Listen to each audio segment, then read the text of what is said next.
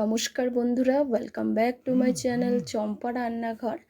আজ আমি আপনাদের সঙ্গে শেয়ার করব দুর্দান্ত স্বাদের ওলের রেসিপি। খেতে হবে ভীষণই সুস্বাদু। তার জন্যে এখানে নিয়ে নিয়েছি 200 গ্রাম মতো ওল। এখন এই ওলটাকে আমি কেটে নেব, একটু বড় টুকরো করে খোসাটাকে ছাড়িয়ে খুব ভালো করে ধুয়ে পরিষ্কার করে নিয়েছি। এখন এটাকে একটা গ্রেটারের সাহায্যে গ্রেট করে নেব। তার জন্য কিন্তু এই রকম বড় বড় করে কেটেছি, আর এটাকে কিন্তু গ্রেট করেই রান্না করব। আপনারা জানেন ওল কিন্তু ভীষণ তাড়াতাড়ি সিদ্ধ হয়ে যায়। আজকের রান্নাটা কিন্তু বেশ সহজ সরল আর একদম সাধারণ, কিন্তু খেতে ভাত দিয়ে লাগবে অসাধারণ। সমস্ত ওলগুলোকে ঠিক এইভাবে আমি গ্রেট করে নেব। আপনারা চাইলে এটাকে বেটেও নিতে পারেন, আবার একেবারে সিদ্ধ করে হাত দিয়ে ম্যাশ করেও নিতে পারেন। তবে এইভাবে করে নিলে এটা খেতে বেশি সুস্বাদু লাগে। তার জন্যে এটাকে গ্রেট করে নিলাম। দেখুন, এখন একটা মশলা তৈরি করে নেব। তার জন্য একটা বাটি নিয়েছি, বাটির মধ্যে 1/2 চামচ সাদা সর্ষে দিয়ে দেব, 3টে কাঁচা লঙ্কা আর 1 চামচ কালো সর্ষে। সাদা সর্ষেটা একটু কম দেব আর কালো সর্ষেটা একটু বেশি নেব। সমস্ত মশলাগুলোকে নিয়ে শিলপাটাতে আমি বেটে নিচ্ছি। তবে আপনারা চাইলে এই মশলাটাকে মিক্সির জারেও বেটে নিতে পারেন। প্লিজ বন্ধুরা, প্রথম থেকে শেষ পর্যন্ত ভিডিওটি দেখবেন। ভিডিওটি কিন্তু বেশ ইউনিক। আমি কথা দিচ্ছি আজকের রেসিপি আপনাদের ভালো লাগবেই। আপনারা অনেক রকমভাবে ওল কিন্তু রান্না করে খেয়েছেন। অনেকের ওল চিংড়ি খেয়েছেন, নিরামিষ ওলের ডালনা রান্না করে খেয়েছেন, কিন্তু আজকের রান্নাটা সম্পূর্ণ নিরামিষ, খেতে কিন্তু ভীষণই সুস্বাদু। প্লিজ বন্ধুরা, আমার এই ছোট্ট চ্যানেলে আপনাদের সাপোর্ট আর সাহায্যের খুবই প্রয়োজন। প্লিজ পাশে থাকবেন আর সাপোর্ট করবেন।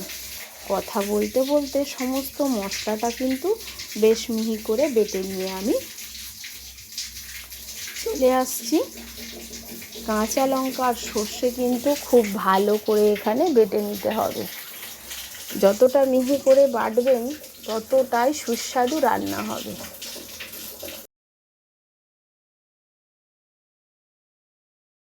এবারে একটা কড়া বসিয়ে নিয়েছি, আর কড়ার মধ্যে দিয়ে দিয়েছি মাত্র 1 চামচ সর্ষের তেল। সর্ষের তেলের মধ্যে দিয়ে দিচ্ছি কিছুটা কালো জিরে ফোড়ন, আর একটা শুকনো লঙ্কাকে চিড়ে আমি ফোড়নে দিয়ে দিয়েছি। ফোড়নটা থেকে যখন খুব সুন্দর একটা গন্ধ বেরোবে, তখন একটু ফোড়নটাকে নাড়াচাড়া করে এর মধ্যে দিয়ে দিতে হবে গ্রেট করে রাখা ওলটাকে দিয়ে খুব ভালো করে নাড়াচাড়া করে এবার একটু ভেজে নেব। এই ওলটা কিন্তু রান্না করতে খুব বেশি সময় লাগে না, যেহেতু এটা গ্রেট করা, খুব তাড়াতাড়ি সিদ্ধ হয়ে যায়। একটু খুব ভালো করে, আর এই কাজটা কিন্তু লো ফ্লেমে করবেন বন্ধুরা। হাই ফ্লেম বা মিডিয়াম ফ্লেম করলে কিন্তু ওলটা কড়াতে লেগে যেতে পারে। কিছুক্ষণ একটু ভাজা করে নিয়ে এর মধ্যে দিয়ে দিচ্ছি পরিমাণ অনুযায়ী লবণ। লবণটাকে দিয়ে আবারও একটু নাড়াচাড়া করে নিচ্ছি। নেওয়ার পরে এটাকে এখন কিছুক্ষণ ঢাকা চাপা দিয়ে রাখবো লো ফ্লেমেই। দেখুন, একটু নাড়াচাড়া করে দিচ্ছি লবণটা দিয়ে। এখানে আপনারা হলুদ বা লঙ্কার গুঁড়োও ব্যবহার করতে পারেন, তবে আজ আমি হলুদ বা লঙ্কার গুঁড়োর কোনোটাই ব্যবহার করব না। এবারে এটাকে ঢাকা চাপা দিয়ে রাখলাম 5 মিনিটের জন্যে। 5 মিনিট পর ঢাকনাটা খুলে নিয়ে ফিরে এসেছি, আর দেখুন কতটা সুন্দর একদম মজে গেছে, আর একদম লালচে লালচে টাইপের একটু ভাজা ভাজা হয়ে গেছে। ঠিক এই সময় খুব ভালো করে এটাকে একটু নাড়াচাড়া করে নিচ্ছি। একদম দলা পাকিয়ে যাবে বন্ধুরা, আপনারা ভাবতেই পারবেন না এর যে কী স্বাদ হয়। এখন এর মধ্যে দিয়ে দিতে হবে সেই সর্ষে বাটাটা। সর্ষে বাটাটা আগে দিলে কিন্তু তেতো হয়ে যাওয়ার সম্ভাবনা থাকবে। তার জন্য সর্ষে কাঁচা লঙ্কা বাটাটা ঠিক এই সময় দিলে সর্ষের একটা সুন্দর ঝাঁঝও আপনারা পাবেন। এখন সর্ষেটাকে খুব ভালো করে মিশিয়ে দিতে হবে ওলের সঙ্গে। একটু নাড়াচাড়া করে মিশিয়ে নেওয়ার পরে এর মধ্যে দিয়ে দিচ্ছি 1 চামচ নারকেল বাটা। যেহেতু ওলের পরিমাণটা কম, তার জন্য আমি এখানে 1 চামচ নারকেল বাটা ব্যবহার করলাম।